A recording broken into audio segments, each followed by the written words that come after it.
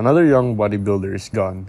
Jodi Vance, just 20 years old, collapsed at a bodybuilding show and never made it home. But this isn't just about one tragic death, it's about an industry that's spiraling out of control. From extreme weight cuts to dangerous substances, fitness influencers are now normalizing drug use, pushing young athletes to take massive risks just to look shredded. So how did we get here? And how many more lives will it take before something changes? Jodi Vance was a rising star in the bodybuilding world, training under the well-known coach Justin Mihaly. But at the Arnold Sports Festival, something went terribly wrong. She had been cutting weight aggressively, taking substances that Justin later described as extremely hazardous, without his knowledge. Within days, her health deteriorated and she suffered fatal complications. While her coach didn't name the exact substance, many suspected diuretics, drugs commonly used in bodybuilding to dry out before a show. This forces the body to lose water rapidly, making muscles appear sharper, but at a massive cost. Diuretics is just one of the hidden dangers in bodybuilding.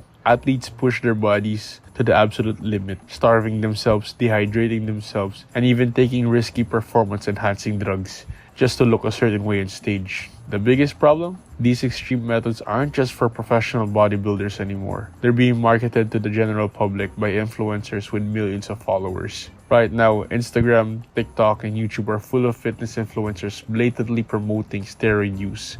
Some openly, others in a more deceptive way. Let's be real. Steroids have always been part of bodybuilding, but in the past, it was more underground. Today, it's everywhere. You have influencers openly admitting to blasting insane doses of steroids, while their followers, many of them teenagers, see it as normal. Take influencers like Sam Sulek, who has blown in popularity recently.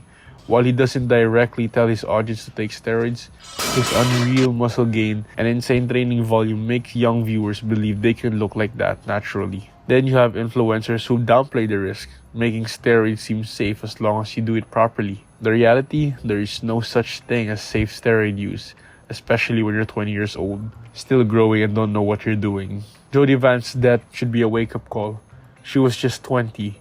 She wasn't reckless. She wasn't doing what she thought was necessary to succeed in bodybuilding, and that's the real problem. We live in a fitness era where people prioritize looking good over being healthy, where young men and women feel like they have to take steroids just to keep up, where dying for aesthetics is seen as a sacrifice for greatness. The truth? None of it is worth it. Bodybuilding should be about building your body, not destroying it. So what now? Do we keep pretending that this is normal? Or do we start holding influencers, coaches, and the fitness industry accountable? Because right now, young lifters are being lied to, and many of them won't even realize the truth until it's too late. What do you think? Should the fitness industry take a stand against dangerous weight cuts and steroid abuse? Or is this just a part of the sport?